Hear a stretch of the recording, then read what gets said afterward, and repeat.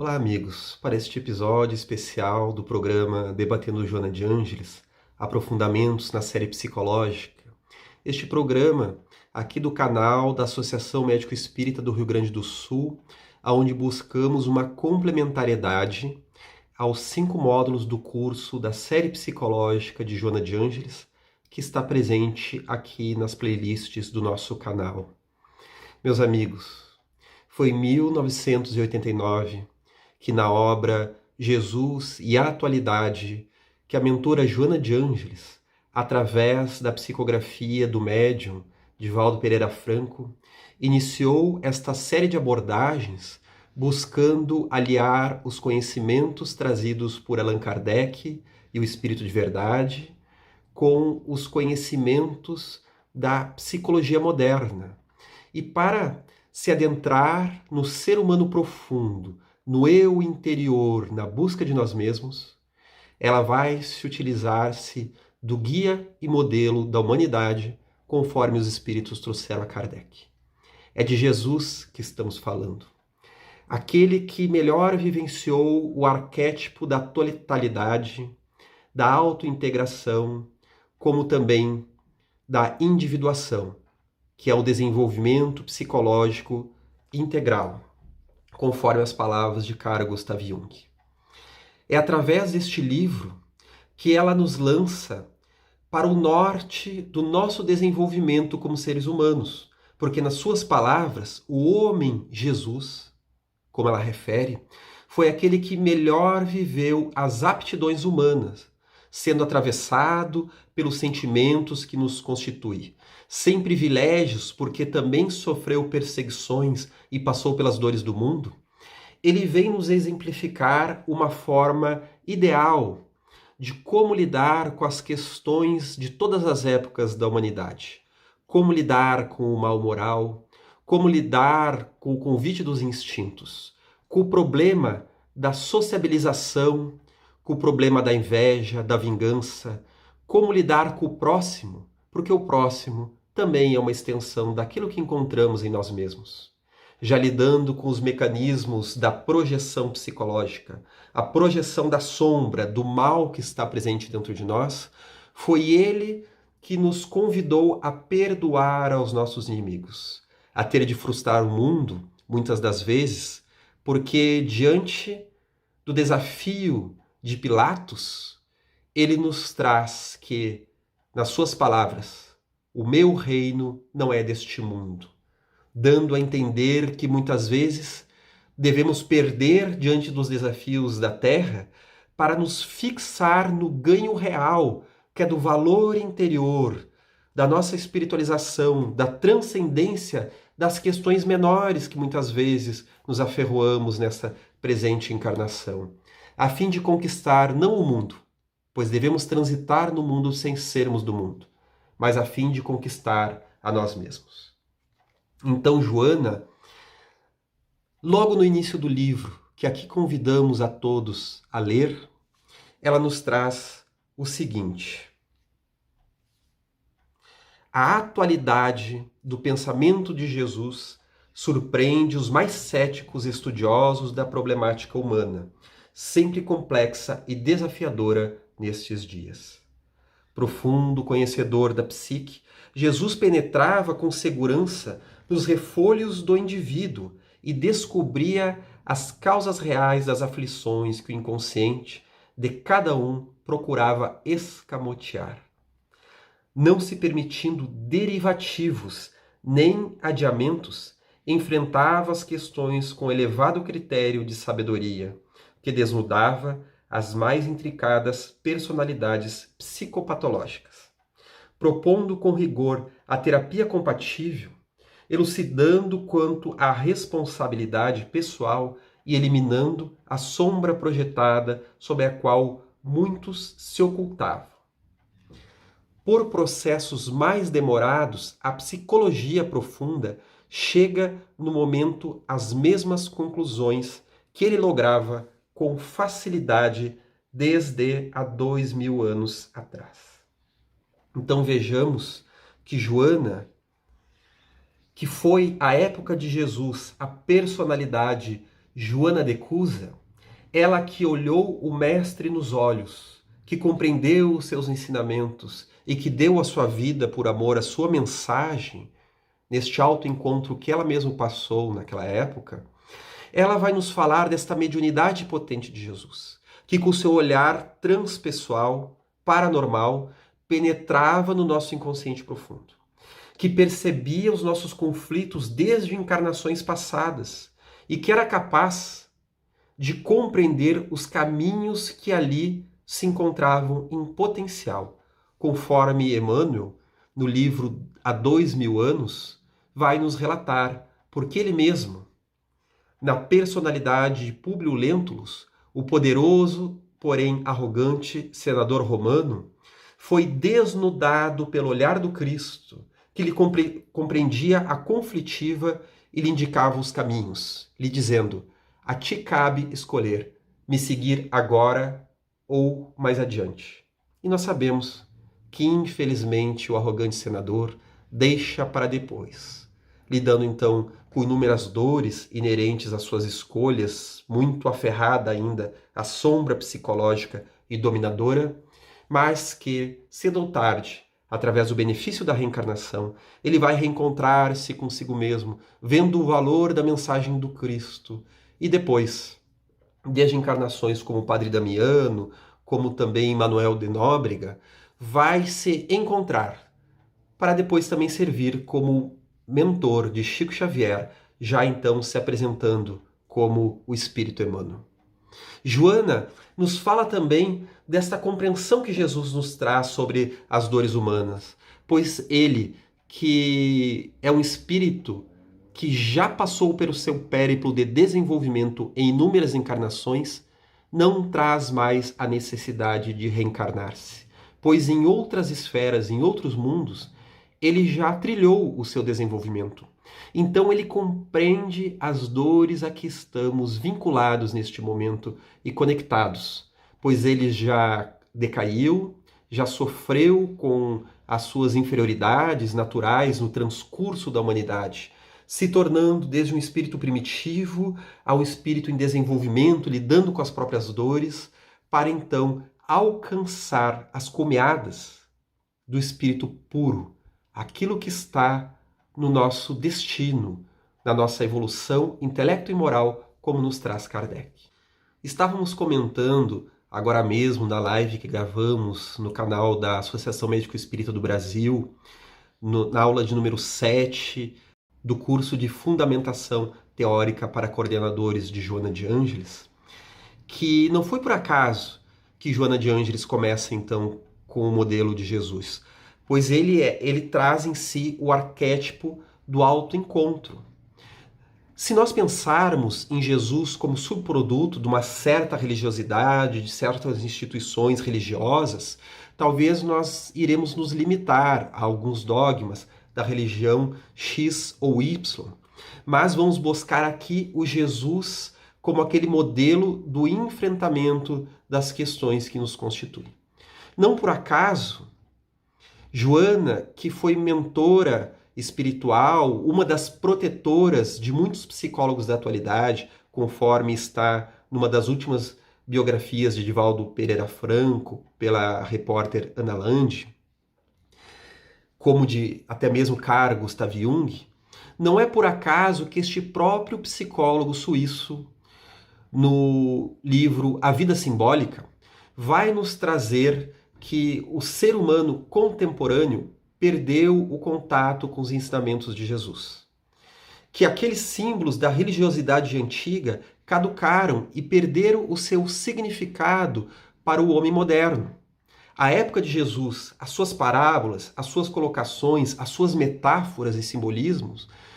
tocavam o ser humano desta época, pois ele se utilizava do linguajar do dia a dia para se referir a princípios muito profundos que calam fundo a nossa realidade como espíritos imortais, levando a uma abstração muito maior que dizia respeito ao homem moral, ao homem psicológico, como também ao homem e mulher espirituais, transcendentais, quando falava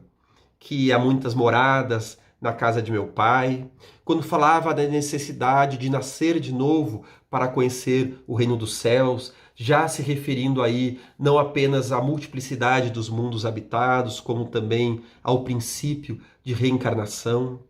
Quando falava nas línguas de fogo, justamente se vinculando à mediunidade. Quando falava dos Espíritos Santos, na tradução mais adequada, já se referindo à comunidade dos Espíritos que se fazem presente em todas as épocas, nós percebemos que estes ensinamentos faziam muito respeito ao ser humano da época, também num princípio psicológico de enfrentação das próprias sombras, de lidar com o mal moral que nós mesmos causamos aos outros, de cuidar com o argueiro e a trave no olho, justamente falando daquele momento que nós olhamos o mal no outro e não estamos, na verdade, dando atenção ao principal mal, aquele que se encontra dentro de nós mesmos. Falando de princípios psicológicos que só agora, conforme Joana de Ângeles nos traz, a psicologia moderna está se referindo. Então Jung, justamente na vida simbólica, ele vai nos dizer que a dor da morte de Deus, aquele drama psicológico que marcou o início do século XX, início do século XXI, nas palavras do filósofo nihilista Nietzsche, nada mais era do que o vazio psicológico no ser humano que se desconectou, não agora do Cristo como imagem de uma religião, mas dos princípios psicológicos que Cristo nos traz. E se desconectando, cai no niilismo, no negativismo, numa racionalidade que, embora importante, nos atira, quando indevidamente buscada, num vazio existencial. Indevidamente, quando aferrados ao materialismo, ao negacionismo da vida transcendental. Então Jung vai nos trazer justamente no seu livro vermelho na importância de resgatarmos o símbolo psicológico do Cristo, como ele diz, não para sermos cristãos, mas cristos. Não devemos ser cristãos, mas devemos ser cristos, ou seja, nós devemos interiorizar o sacrifício que ele viveu, crucificado numa cruz, crucificado entre opostos. O que ele quer dizer com isso? De não cairmos em respostas simplistas da vida do 8 ao 80. Tudo na vida, os conflitos entre indivíduo e sociedade, entre masculino e feminino, entre materialismo e espiritualismo, entre ciência e fé. São inúmeras duplicidades, são inúmeras polaridades que nos esmagam e nós devemos suportar, ou seja, ter condições psicológicas de, sendo convidados a viver um extremo ou outro, integrá-los, não é cindir, indo por um lado ou para o outro, mas integrar estas forças que, embora desconjuntivas no primeiro olhar, embora antagônicas num olhar mais infantilizado, se tornam, em verdade, complementares. Então nós vamos buscar justamente este valor da fala do Cristo, porque Jung vai nos trazer então a importância de vivermos o Cristo como uma resposta válida às questões impostas pelo Zeitgeist, o espírito de uma época. Pois Jung vai dizer que toda a época da humanidade, toda a cultura, todo um contexto histórico e cultural vai nos trazer avanços, vai nos trazer princípios, mas também vai trazer armadilhas psicológicas ao homem e à mulher que por ali transitam. E que quando ficamos presos nessas armadilhas psicológicas, nós ficamos aferrados ao sentimento de bando, em que, numa espécie de macaquização, nós nos tornamos cópias da coletividade naquela época. Então são questões que o espírito da época nos coloca e a nossa individuação, a nossa integração psicológica pessoal e possível a cada um de nós, ela só é realizada se nós encontramos uma resposta própria, criativa a esse desafio. E é no Cristo que ele vai nos trazer uma fonte do autoencontro para que nós mesmos possamos encontrar a nossa resposta. Pois Cristo vai abrir dentro de nós o viés da responsabilidade pessoal.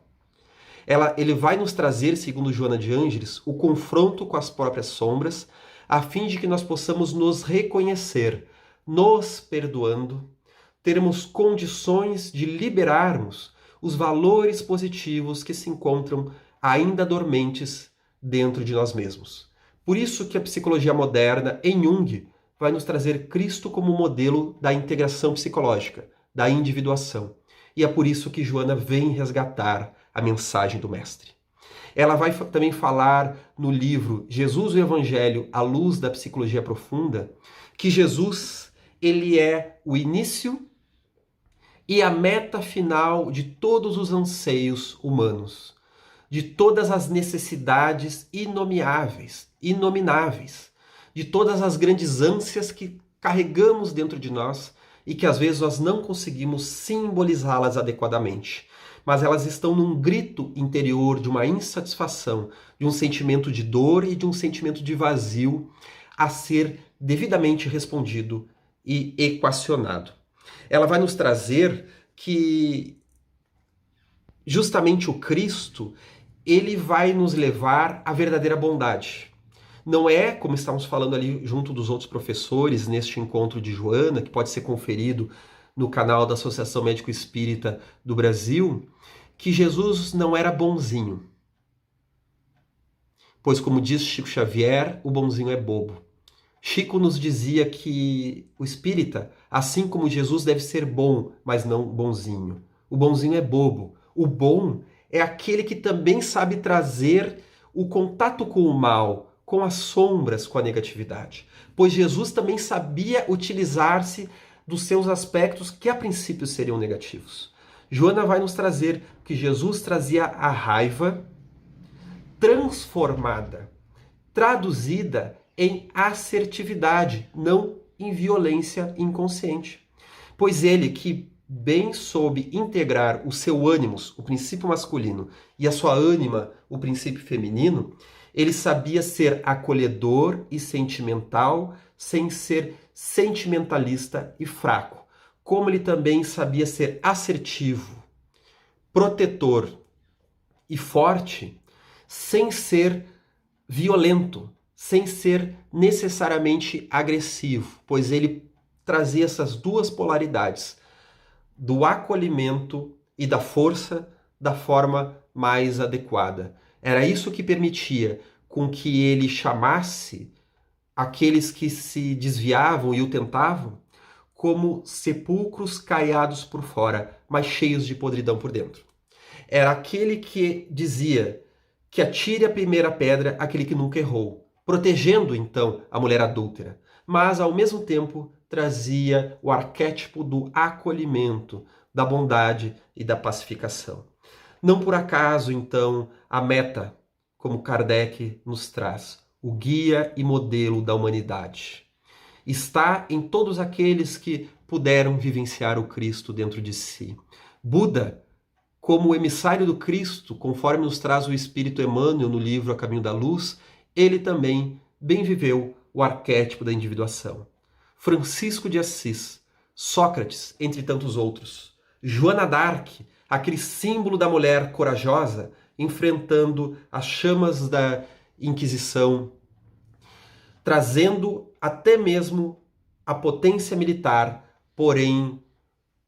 com um propósito bem definido. Aquela que foi um dos símbolos da mediunidade, conforme vamos falar em episódios futuros.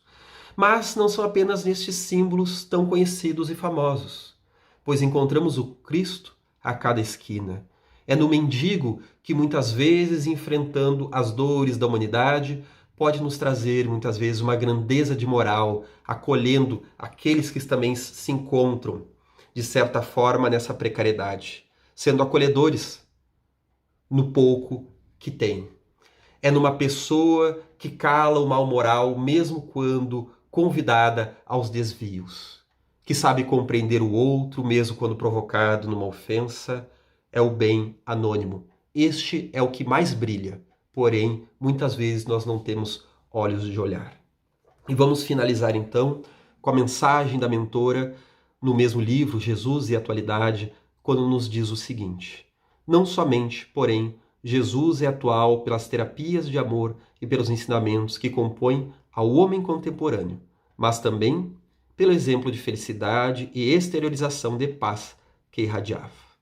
Enquanto as ambições desregradas conduzem as inteligências ao paroxismo e à alucinação da posse, da fama, da glória, das disputas cegas, ele ressurge na consciência moderna em plenitude, jovial e amigo, afortunado pela humanidade e a segurança íntima. A atualidade necessita urgentemente de Jesus descrucificado, companheiro e terapeuta em atendimento de emergência, a fim de evitar-lhe a queda no abismo. Obrigados, amigos, pela presença junto ao nosso programa e convidamos a todos que deixem as suas dúvidas aqui nos comentários, pois em episódios de programas e respostas estamos buscando este debate com o público, esta interação muito salutar para que junto construamos conhecimento não apenas intelectual, mas conhecimento interno, a fim de que, melhor vivendo em sociedade, possamos nos libertar das nossas sombras pessoais e melhor vivermos aqui neste planeta em que habitamos. Um grande abraço a todos.